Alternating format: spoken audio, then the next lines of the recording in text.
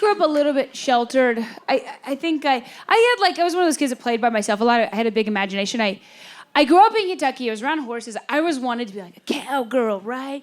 But my cousins always made fun of me because they were a lot more country than me. They said I was a city kid because I grew up on a cul-de-sac. And I will say, though, we had different childhoods. Okay, the biggest difference between a country kid and a city kid is the country kids, they grow up with farm animals, right? And they're a lot more exposed to the circle of life.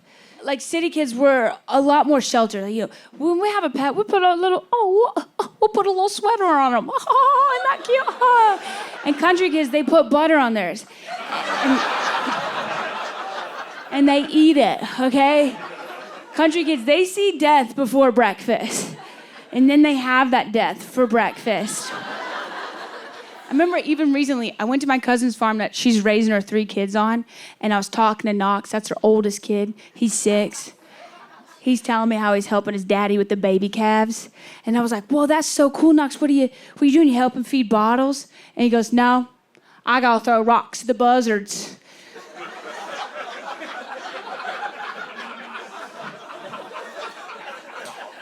Because when the calves are born, the buzzards like to circle around up top, and then they dive down and they peck the calves' eyeballs till they can't see no more, and then they can't nurse, and then after a few days they starve to death. Then the buzzards get to eat them for supper, so I got the rocks to the buzzards because Daddy says the government won't let us shoot the bastards.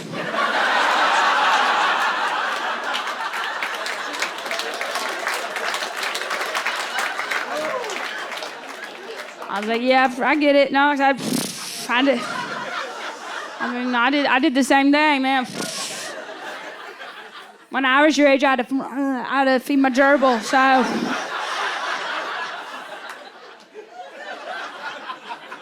And one time it disappeared, and my mom was like, don't worry, it just got to shed its winter coat. And sure enough, next day it reappeared, a whole new color.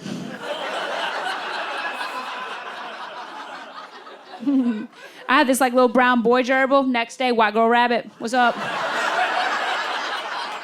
I'm telling you, these country people, they are so much more at ease with death. I even remember when I was 6 years old, my parents took me to the Kentucky State Horse Park for my birthday because I was obsessed with horses. You got to go. It's in Lexington, Kentucky. There's horses you can pet. There's horses you're not allowed to pet, but you can look them in the eyes and cry. It's Disneyland for middle children.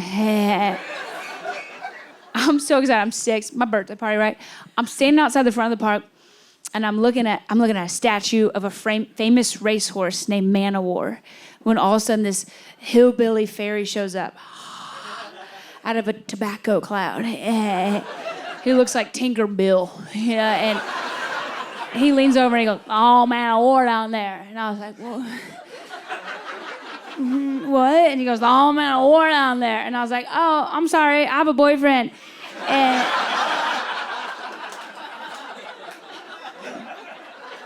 And he goes, "No, the whole Man o' War is buried down there." He goes, "Usually when horses die, we gotta chop them up." And I was like, "Oh, I'm 6. I know I'm a big kid now, but this is day 1, so that's a lot to take in." And he just doubles down. He goes, "Usually we cut out the heart and the hooves and just bury that. Represent spirit and the speed." And I was like, "Oh, did my mom hire you for the party?"